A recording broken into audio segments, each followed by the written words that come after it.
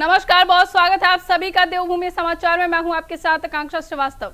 Bulletin की शुरुआत करते हैं खबर पंत नगर से है, जहां स्थित गोविंद बल्लभ पंत कृषि विश्वविद्यालय में आयोजित पूर्व छात्र सम्मेलन में केंद्रीय कृषि कल्याण मंत्री शिवराज सिंह चौहान और मुख्यमंत्री पुष्कर सिंह धामी ने हिस्सा लिया। इस दौरान दोनों नेताओं ने विश्वविद्यालय के पूर्व छात्रों से संवाद कर कृषि शिक्षा, अनुसंधान और नवाचार को बढ़ावा देने पर जोर दिया। सम्मेलन के बाद केंद्रीय मंत्री शिवराज सिंह चौहान और मुख्यमंत्री पुष्कर सिंह धामी पंतनगर के खेतों में पहुंचे, जहां उन्होंने किसानों के साथ धान की रोपाई की। दोनों नेताओं ने खेती किसानी से जुड़कर किसानों के प्रति सम्मान और कृषि को आधुनिक तकनीक से जोड़ने का संदेश भी दिया। कार्यक्रम में बड़ी संख्या में पूर्व छात्र, किसान, जनप्रतिनिधि और विश्वविद्यालय के अधिकारी मौजूद रहे।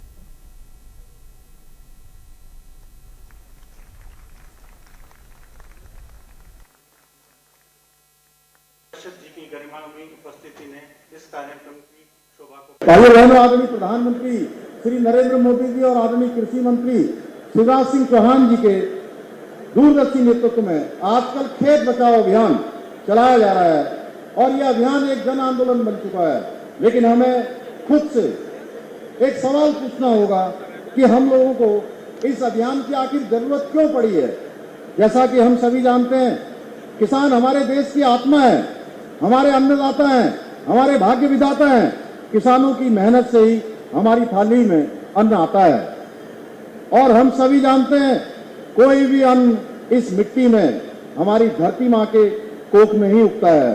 लेकिन भाइयों बहनों, हमें आत्ममंथन करने की आवश्यकता है कि आखिर क्यों आज हमारी मिट्टी की, हमारी धरती माँ की हालत दिनों दिन खराब होती जा रही है। अधिक पैदावार की दौड़ में हमने धरती माँ पर इतने अधिक रासायन, उर्वरक, इतनी कीटनाशक दवाइयां डाल दी हैं कि आज हमारी धरती माँ बीमार हो गई है, अस्वस्थ हो गई है। हमारी जमीन की उपजाऊ शक्ति, उसके पोषक तत्व लगातार कम हो रहे हैं। जरा सोचिए, अगर मिट्टी ही बीमार हो जाएगी तो उसमें उगने वाला अन्न कैसे स्वस्थ होगा। जब अन्न स्वस्थ नहीं होगा तो हमारे बच्चे कैसे स्वस्थ होंगे, आने वाली पीढ़ियों को हम कैसा भविष्य देंगे। इसलिए खेत बचाओ अभियान हमारी धरती माँ की पुकार है। यह अभियान हमारी आने वाली पीढ़ियों के भविष्य को सुरक्षित करने का भी एक संकल्प है। मेरे किसान भाई बहनों, अब समय आ गया है, हम जागे। हमें रसायन उर्वरकों के संतुलित उपयोग की तरफ बढ़ना होगा। जितनी जरूरत है उतनी ही खाद डालनी होगी, उतने ही कीटनाशक उपयोग में लाने होंगे। मिट्टी की जांच करवानी होगी ताकि पता चल सके कि हमारी जमीन को किस चीज की भूख है और उस हिसाब से उसे पोषक तत्व भी देने होंगे। अब बढ़ते अगली खबर की ओर। उत्तराखंड के मत्स्य पालन क्षेत्र के लिए बड़ी उपलब्धि सामने आई है। राज्य में पहली बार यहां उत्पादित हिमालयन ट्राउट मछली का सफलतापूर्वक अंतर्राष्ट्रीय बाजार में निर्यात किया गया है। देहरादून में आयोजित प्रेस वार्ता में कैबिनेट मंत्री सौरभ बहुगुणा ने बताया कि राज्य की 3 मत्स्यजीवी सहकारी समितियों द्वारा उत्पादित ट्राउट मछली को पहली गुजरात के बेरावल भेजा गया, जहां प्रोसेसिंग के बाद नेपाल के अंतर्राष्ट्रीय बाजार में उसका निर्यात किया गया। इस निर्यात से 33 मत्स्य पालकों को करीब 23 लाख रुपए की आय हुई।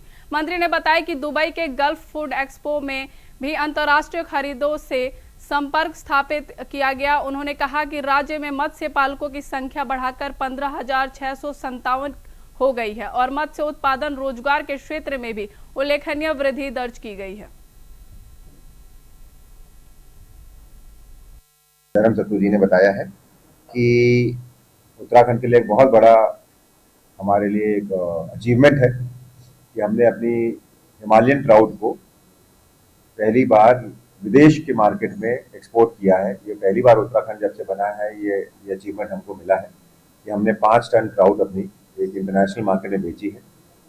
और ये पॉसिबल हो पाया क्योंकि जब हम आज से कुछ महीने पहले गल्फ फूड फेस्टिवल दुबई में गए थे, यूएई में, तो वहाँ पे हमने अपनी हिमालयन ट्राउट को एग्जिबिट किया था एक्सपोर्टर्स के सामने और बहुत अच्छा रिस्पांस वहाँ के जो एक्सपोर्टर्स थे उनसे हमको मिला। कुछ उन्होंने हमको कुछ कमियां भी बताई जिसको हमको दूर करने को कहा गया था, चाहे वो ट्राउट के साइज को लेके थी, क्योंकि जो आपके यूरोपियन मार्केट्स और आपके यूएई के मार्केट्स में जो ट्राउट की फिश का वेट होता है वो हमारे यहाँ की ट्राउट से थोड़ा सा ज़्यादा है, तो उनको फिले बनाने में आसानी होती है। तो हमने उस पर काम किया अगले 4 से 5 महीनों में। और उसी के साथ साथ पहला कंसाइनमेंट हमारा 5 टन का हमने एक इंटरनेशनल मार्केट को भेजा, जिससे कि हमारे लगभग 23,50,000 रुपए हमारे 33 फार्मर्स को उसका फायदा पहुंचा है। बढ़ते अगली खबर की ओर। पोंटा साहिब में निहंग जत्थेदारों और प्रशासन के बीच हुई लंबी वार्ता के बाद स्थिति अब आंशिक सहमति बन गई है। वार्ता के दौरान दोनों पक्षों ने अपनी अपनी बात रखी, जिसके बाद एक समाधान की दिशा में कदम बढ़ाया गया। निहंग जत्थेदारों ने प्रशासन को अपनी मांगों पर कार्रवाई के लिए 2 दिन का समय दिया है। निहंगों से खास बातचीत की हमारे संवाददाता अभय कैंतुरा ने, देखिए रिपोर्ट। ये चीज बिल्कुल नहीं, देखिए पहली बात तो गलती हमारी है ही नहीं है, सिंघों की गलती नहीं है, ये जग जाहिर है, सारी वीडियोस में दिख रहा है किस हिसाब से वो अपने हाथों में डंडे वगैरह लेके, उनकी पहले से तैयारी थी। और दूसरी बात, जब सिंह के ऊपर पहले हमला हुआ है उसके बाद उसने हमला किया, वो भी सेल्फ डिफेंस में किया है, ये बिल्कुल क्लियर है। ये मतलब कोई इसके अंदर कोई दो राय नहीं है। तो ये चीज बिल्कुल क्लियर है कि जो हमला हुआ है वो हमारी तरफ से, हमारी गलती नहीं थी। हमारे साथ है मुख्य प्रतिनिधि बलम सिंह, जो उनसे बातचीत करते हैं कि क्या कुछ सर आज आप लोगों की बातचीत हुई, प्रशासन के अधिकारी मौजूद है, सचिव मौजूद है, आपने उम्मीद जताई थी कि वो लोग आएंगे तो बातचीत हुई? जी, वाहेगुरु जी खालसा वाहेगुरु जी फतेह। बाबा जी बाबा सिंह साहब, बाबा मेजर सिसोटी जी, तो आपसे पहले बात हुई सी, हमने बताया था कि प्रशासन ने समा दिया था 11 बजे का भी आके बातचीत करेंगे। तो मानयोग एसएसपी साहब, तो मानयोग डिप्टी कमिश्नर साहब और सभी गेस्टेड अफसर जो था वो यहाँ गुरुद्वारा पोंटा साहब वो आके हमारे से बातचीत की रही। उन्होंने कभी दूसरे साल तीसरे साल ये होता रहता है, कभी निंगो सिंगों के साथ कुछ सिखों के साथ होता रहता है भी। ये निंगो सिंगों के साथ सिखों के साथ फिर क्यों होता है, क्या वजह इसकी? अगर वो भी विश्वास दबाया मानयोग अफसरा ने भी बाबा जी ऐसे पहले जो भी है आपका जो मैसेज है बहुत बड़ा मैसेज है, आगे से ऐसा नहीं होगा, वो हमें भी मान है। अगर कोई ऐसी बात करता है हमारी वो मांगे पूरी नहीं करते तो फिर हम लोग निंग सिंह जितने भी है, तो हमारी फौज जो पंजाब से लेके जो यहाँ रुकी हुई है, तो फिर हम सब उसका आगे रहेंगे। फिर जो हमें कलक्षेत्र सॉरी तुम्हारा वो क्या है उत्तराखंड फिर सानू वहाँ भी जाना पड़े तो हम जाएंगे, कुछ करेंगे। तो लेकिन यहाँ के जो हिमाचल के मानयोग अफसर हैं, तो ये भी सच्चे सुच्चे अफसर मानयोग, इन्होंने बड़ा विश्वास दवाया। तो मानयोग एसएसपी साहब, डीसी साहब ने उन्होंने विश्वास दवाया। वर्तमान में जो परिस्थितियां, उन परिस्थितियों से निपटने के लिए प्रशासन को भी सचेत होकर काम करने की आवश्यकता है, ताकि जो समस्या है, जो विवाद है, उन सबको सुलझाया जा सके। कैमरामैन अर्चना आजाद, अभय कैंतुरा, इंडिया वाइज, पोंटा साहिब।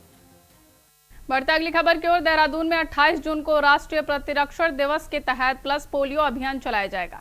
इस अभियान के लिए पूरे जनपद में 5 वर्ष तक के बच्चों को पोलियो की खुराक पिलाने के लिए 1505 बूथ बनाए गए हैं। जिलाधिकारी डॉक्टर आशीष चौहान ने अधिकारियों को स्पष्ट निर्देश दिए कि कोई भी बच्चा पोलियो की दवा से वंचित नहीं रहना चाहिए। उन्होंने चेतावनी दी कि अभियान में किसी भी प्रकार की लापरवाही मिलने पर संबंधित अधिकारियों और कर्मचारियों के खिलाफ सख्त कार्रवाई की जाएगी। इसके बाद 29 जून से 4 जुलाई तक 1498 टीमें घर घर जाकर बच्चों को पोलियो की खुराक पिलाएंगी। जिलाधिकारी ने स्वास्थ्य, शिक्षा, आंगनबाड़ी और अन्य संबंधित विभागों को अभियान का व्यापक प्रचार प्रसार करने और 100% लक्ष्य हासिल करने के निर्देश दिए हैं, ताकि जनपद का हर पात्र बच्चा पोलियो की सुरक्षा कवच से जुड़ सके।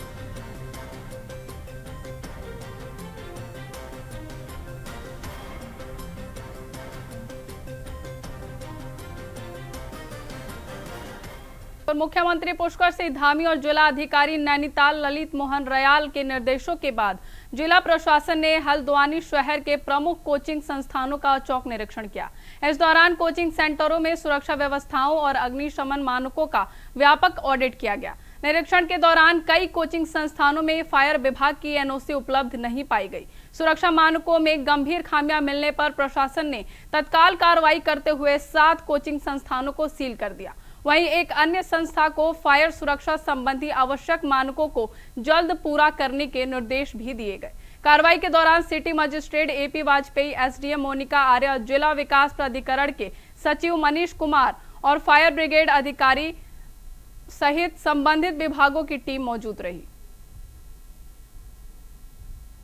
जो मेन है, और कोई अग्निशमन अधिकारी या कोई फायर का ऑफिसर आता तो इनको जो कमियां हैं उसके बारे में बताता।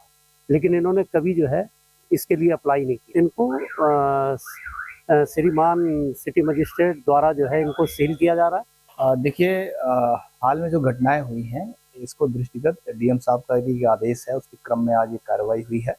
लास्ट ईयर भी जो बेसमेंट में कोचिंग संचालित थी उन पर अभियान चला के उनके विरुद्ध भी कार्रवाई की गई थी। ये जो लखनऊ में हृदय विदारक घटना हुई है अभी हाल ही में, और इसके पहले दिल्ली में भी देखा होगा आपने, कई कोचिंग्स में जो है इस तरह की घटनाएं हो चुकी हैं। उसी के क्रम में माननीय मुख्यमंत्री जी के द्वारा दिए गए निर्देश और जिलाधिकारी महोदय के द्वारा दिए गए निर्देशों के क्रम में आज जिला प्रशासन, डीएलडीए नैनीताल और फायर की टीम के द्वारा संयुक्त निरीक्षण किया गया है। औचक निरीक्षण इसको कहेंगे। और इसमें औचक निरीक्षण का उद्देश्य जो है ये है कि आप बच्चों की पढ़ाई बाधित करना नहीं है, उद्देश्य ये है कि आप नॉर्म्स के अनुसार एनओसी लेकर के चलाइए, ताकि कल को भविष्य में कोई भी इस तरह की दुर्घटना होती है तो बचाव संभव हो सके। अब बढ़ते अगली खबर की ओर। कालाडूंगी तहसील के बैल पड़ाव क्षेत्र में बिजली विभाग के लाइनमैन देवेंद्र कुमार की संदिग्ध मौत के मामले में ग्रामीण और परिजनों का आक्रोश बढ़ता जा रहा है। करीब 1 माह पहले हुए इस घटना में पुलिस ने सब स्टेशन बैल पड़ाव में तैनात एक जूनियर इंजीनियर और एक लाइनमैन को गिरफ्तार किया था, लेकिन परिजनों का आरोप है कि घटना में शामिल ठेकेदार और अन्य आरोपी अभी फरार हैं। इसको लेकर ग्राम प्रधानों, जनप्रतिनिधियों और ग्रामीणों ने बैठक कर जल्द गिरफ्तारी की मांगे उठाई। उन्होंने चेतावनी दी कि यदि फरार आरोपियों को जल्द गिरफ्तार नहीं किया गया तो उग्र आंदोलन किया जाएगा। वहीं मृतक की पत्नी ने आरोप लगाया कि अब तक न तो बिजली विभाग और न ही प्रशासन की ओर से किसी प्रकार की आर्थिक सहायता मिली है। परिवार की आजीविका पूरी तरह देवेंद्र पर निर्भर थी और अब पत्नी, मां और छोटे बच्चों के साथ भरण पोषण का गंभीर संकट खड़ा हो गया है।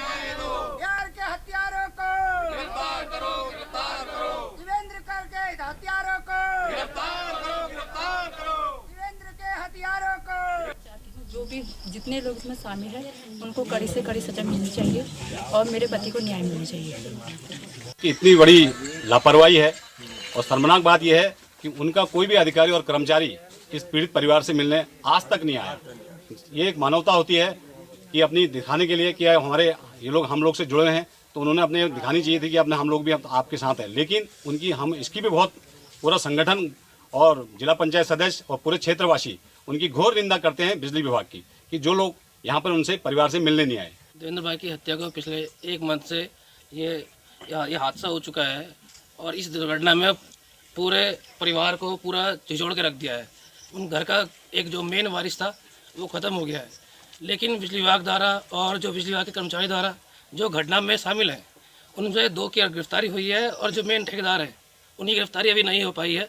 उस प्रकरण में काफ़ी कोशिश करने के बाद भी वो अभी भी बाहर छोड़ रखे हैं। जैसा आप देख सकते हैं कि परिवार इतना पीड़ित हो चुका है, उनके ऊपर एक दुखों का पहाड़ टूट गया था देवेंद्र की हत्या के बाद, और जो भी कार्रवाई होनी चाहिए एक कार्रवाई नहीं हो रही। अभी बताया गया है कि जो कुछ आरोपी है जो अभी तक पकड़े नहीं गए, जल्द से जल्द हम चाहते हैं कि उस आरोपी को पकड़ा जाए। क्यों इतनी ढील दी जा रही है, क्या कारण है जो अभी तक वो आरोपी पकड़े नहीं जा रहे। और दूसरी तरफ जो बिजली विभाग है, एक बिजली विभाग का कर्मचारी, उनकी ही कोई गलतियों की वजह से आज देवेंद्र भाई ने हमारे जान गंवाई है। लेकिन जो विभाग है, विभाग की तरफ से बिल्कुल भी सपोर्ट नहीं दिया जा रहा है परिवार को। उनकी तरफ से कोई भी अभी तक यहाँ तक मिलने तक नहीं आया। तो मेरा यही कहना है कि क्या कारण है, किस वजह से ये सब चीज़ें, जितना भी प्रशासन है ये क्यों मौन बैठा है, क्या कारण है, जल्द से जल्द इसको स्पष्ट करे। अब खबर रुड़की से। वरिष्ठ पुलिस अधीक्षक के निर्देश पर चलाए जा रहे नशा विरोधी अभियान के तहत मंगलौर पुलिस को बड़ी सफलता मिली है। कोतवाली प्रभारी निरीक्षक भगवान महर के नेतृत्व में पुलिस टीम ने ग्राम भगवानपुर बंदरपुर निवासी युवक को गिरफ्तार किया। तलाशी के दौरान आरोपी के कब्जे से 10 ग्राम अवैध स्मैक बरामद हुई, जिसकी अंतर्राष्ट्रीय बाजार में कीमत करीब 2.5 लाख रुपए आंकी गई है। पुलिस ने आरोपी के खिलाफ एनडीपीएस एक्ट के तहत मुकदमा दर्ज कर आवश्यक कानूनी कार्रवाई के बाद उसे न्यायालय में पेश किया। वहीं आपको बता दें कि क्षेत्राधिकारी मंगलौर अभिनव चौधरी ने बताया कि जनपद में नशे के कारोबार पर रोक लगाने के लिए विशेष अभियान लगातार चलाया जा रहा है। पुलिस टीमें संदिग्ध गतिविधियों पर कड़ी नजर रख रही है और नशा तस्करों के खिलाफ सख्त कार्रवाई जारी है। इस अभियान में उप निरीक्षक रविंद्र जोशी, हेड कांस्टेबल शूरवीर सिंह और कांस्टेबल मनीष की अहम भूमिका रही। ड्रग फ्री उत्तराखंड की पहल पूरे प्रदेश में छुड़ी हुई है। तो उसी के दृष्टिगत जो एनडीपीएस है उसमें 11/21 एनडीपीएस में एक मुकदमा कोतवाली मंगलौर में दर्ज हुआ है। इसके तहत एक टीम गठित की गई थी और जिसके बाद तनवीर अली जो कि भगवानपुर का रहने वाला है उसको 10.5 ग्राम स्मैक के साथ गिरफ्तार किया। और उसमें और भी लिंक तलाशे जा रहे हैं कि उसमें वो स्मैक कहाँ से लेके आया था, उसको वो किसे बेचनी थी, वो कितने की लेके आया और कौन कौन उसमें फाइनेंसर है। तो सारी कड़ी जोड़ के इसमें जो है आगे भी इसमें काम किया जाएगा और लोगों की भी गिरफ्तारी की जाएगी। अब खबर अल्मोड़ा से। जिला अधिकारी अंशुल सिंह, जिला जज श्रीकांत पांडे और वरिष्ठ पुलिस अधीक्षक ने जिला कारागार का संयुक्त निरीक्षण किया। इस दौरान अधिकारियों ने जेल परिसर की सुरक्षा व्यवस्था, बैरकों, रसोई घर और अन्य सुविधाओं का विस्तार से जायजा लिया। निरीक्षण के दौरान टीम ने कैदियों से संवाद कर उनकी समस्याओं और आवश्यकताओं के बारे में जानकारी भी ली। वहीं आपको बता दें कि कैदियों के परिजनों की सुविधा के लिए बनाए गए बंदी परिजन मुलाकात क्षेत्र का उद्घाटन भी किया गया। वहीं अधिकारियों ने जेल प्रशासन को निर्देश दिया कि व्यवस्थाओं को और अधिक बेहतर बनाया जाए और बंदियों की सुरक्षा और कल्याण से जुड़े सभी जरूरी प्रबंध सुनिश्चित किए जाएं। इस दौरान पूरे परिसर में सुरक्षा व्यवस्था की समीक्षा भी की गई। हम लोगों का, हमारा और डिस्ट्रिक्ट मजिस्ट्रेट साहब का और एसएसपी साहब का संयुक्त निरीक्षण होता है, क्वार्टरली होता है। उसमें हम लोग आए थे और हमने निरीक्षण किया। यहाँ ऐसी कोई हमें कमी दिखाई नहीं दी जिसको हम हाईलाइट करें। यहाँ कैदियों से भी हमने इंडिविजुअली वार्ता करी, तो खाने पीने, रहने, हर प्रकार की जो है यहाँ व्यवस्था जो है ठीक पाई गई। इसमें 130 कैदी हैं, कुछ सजायाफ्ता हैं और भी जिलों के, जैसे चंपावत के और बागेश्वर के भी हैं। अब बढ़ते अगली खबर की ओर। अंतर्राष्ट्रीय ड्रग दिवस के अवसर पर अल्मोड़ा में नशा मुक्त भारत अभियान विकसित भारत की पहचान के तहत विशाल जन जागरूकता मैराथन दौड़ का आयोजन किया गया। मैराथन का शुभारंभ वरिष्ठ पुलिस अधीक्षक अल्मोड़ा ने रघुनाथ टीसी मॉल से हरी झंडी दिखाकर किया। इस दौरान पुलिस अधिकारियों और कर्मचारियों ने स्वयं दौड़ में भाग लेकर युवाओं का उत्साहवर्धन किया और समाज को नशे के खिलाफ एकजुट होकर लड़ने का संदेश दिया। मैराथन रघुनाथ सिटी मॉल से शुरू होकर आकाशवाणी होते हुए पुलिस लाइन में संपन्न हुई। कार्यक्रम के दौरान सभी प्रतिभागियों को नशे के दुष्परिणामों के प्रति जागरूक किया गया और जीवन भर नशे से दूर रहने का संकल्प दिलाया गया। वहीं पुलिस प्रशासन ने युवाओं से अपील की कि वे नशा मुक्त समाज के निर्माण में अपनी सक्रिय भागीदारी निभाकर विकसित भारत की संकल्प को साकार करें।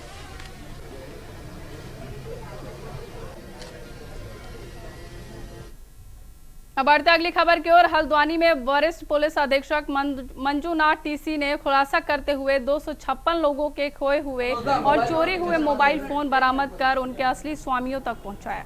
खोए हुए मोबाइलों की कीमत लगभग 56 लाख रुपए से अधिक थी। एसएसपी ने कई मोबाइल स्वामियों को मौके पर उनके मोबाइल लौटाए, जिसके बाद पुलिस के मुताबिक मध्य वर्गीय परिवार के लिए मोबाइल एक संपत्ति की तरह है, जिसे खोने से उन्हें काफी नुकसान होता है। इसी वजह से मोबाइल रिकवरी सेल द्वारा यह सफलता प्राप्त की गई। पुलिस ने हरियाणा, गुजरात, उत्तर प्रदेश, दिल्ली, तमिलनाडु, जम्मू कश्मीर जैसे राज्यों में मोबाइल रिकवर किया।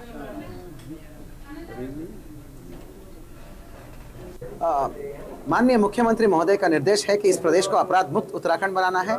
इसी दिशा में माननीय डीजीपी महोदय और माननीय आईजी महोदय का निर्देश रहता है कि मध्यम वर्ग और गरीब वर्ग को अफेक्ट करने वाली चीज़ों पर काम करना है, टेक्नोलॉजी बेस्ड पुलिस करना है। साथियों, मैं बताना चाहूँगा कि भारत सरकार का CIER पोर्टल है। उस पोर्टल में एक केंद्रीकृत एक सिस्टम बनाया गया है कि खोया हुआ और चोरी की गई फ़ोन्स को ट्रेस करने का। हमारा साइबर सेल जो सब इंस्पेक्टर इंचार्ज है मीनू गौतम और उनकी टीम है, जिसमें प्रजापति और 1-2 और कर्मचारीगण हैं, साइबर सेल की टीम द्वारा लगातार प्रयासरत थे। आज उनकी टीम का अथक मेहनत का एक सफल अनावरण, एक तरीके से मेहनत का रिजल्ट आया है, जिसमें नैनीताल जनपद का विभिन्न जगहों पे खोया हुआ और चोरी की गई फोन्स 256 फोन्स को हमने ट्रेस आउट करके उनका लीगल ओनर्स को वापस हमने लौटाया है। और जो है कुल मिला के 256 फोन्स है और एवरेज प्राइस को भी पकड़ेंगे तो मतलब 1 लाख रुपए का आईफोन से लेके 25-30 हज़ार का फोन्स भी है, 20 हज़ार का फोन्स भी है कि एवरेज प्राइस का पकड़ के भी 56 लाख 56 लाख से भी अधिक पेश कीमती फोन्स को 256 फोन्स को हमने रिकवर करके उनके ओनर्स को लौटाया गया है। निश्चित रूप से ये बहुत अच्छी उपलब्धि है। पुलिसिंग का बहुत इंपॉर्टेंट पार्ट है कि मध्यम वर्ग के लोगों को रिलीफ देना और उनकी समस्याओं को सीरियसली लेकर काम करना कि एक गरीब और मध्यम वर्ग के परिवार को फोन्स बहुत बड़ी एक संपत्ति होता है। कई महीनों की सैलरी के बाद, सेविंग्स के बाद वो फोन्स को खरीदते हैं और उसमें डेटा भी होता है। और इस प्रकार जो है हमारा सख्त निर्देश रहेगा कि साइबर सेल, सीओ ऑप्स और संपूर्ण जनपद की थाना पुलिस जो है इस पर और अधिक से मेहनत से काम करेंगे और खोए हुए फोन्स को लौटाकर ओनर्स को उनका फिलहाल मेरे साथ इस बुलेटिन में बस इतना ही। देश और दुनिया की तमाम खबरों के लिए देखते रहिए इंडिया वॉइस। नमस्कार।